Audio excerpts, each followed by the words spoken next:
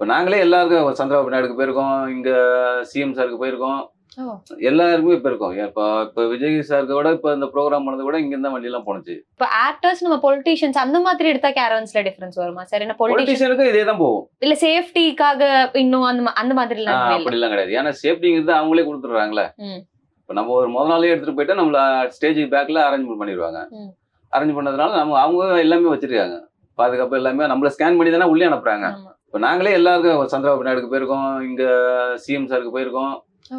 எல்லாருக்குமே போயிருக்கோம். இப்ப விஜய் சாருக்கு கூட இப்ப இந்த ப்ரோகிராம் பண்ணது கூட இங்க இருந்தா வண்டிலாம் போனுச்சு. ஆமா, சென்னை வண்டி தான்.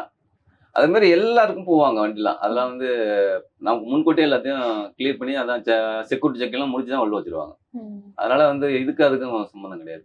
ஓகே. இப்ப இண்டஸ்ட்ரியிலேயே ரொம்ப காஸ்ட்லியா கேரவன் வச்சிருக்கிறதுனா யாரா இருக்கும் சார்? இப்ப விக்ரம் சார் மட்டும் தான் உனக்கு கையில பர்சனலா வச்சிருக்காரு. விஜய் சாருக்கு பர்சனல் இல்ல. அவங்க வந்து ரொம்ப நாளைக்கு முன்னாடி ஒரு சிங்கிள் டோர் வச்சிருந்தாங்க கேரவன.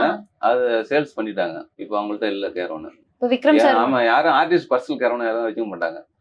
சில பேர் இது வந்து இந்த ராசிக்கல் மாதிரி பார்ப்பாங்க, வைரக்கல் மாதிரி வச்சுக்கிட்டாக்கா டவுன் ஆயிடும் அப்படி இப்படின்னு சொல்லிட்டு அதுல உண்டு. அதனால அதை வைக்க மாட்டாங்க யாருமே.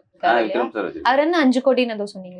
ஆமா, 4 கோடி 5 கோடியோ சொல்லிட்டு இருந்தாங்க. அது நாங்களும் வண்டி எல்லாம் பார்க்கல, சொல்லிட்டு இருந்தாங்க வண்டி எக்ஸ்டாப்ளிஷ் ஆகிற மாதிரி இருக்குன்னு சொல்லிட்டு.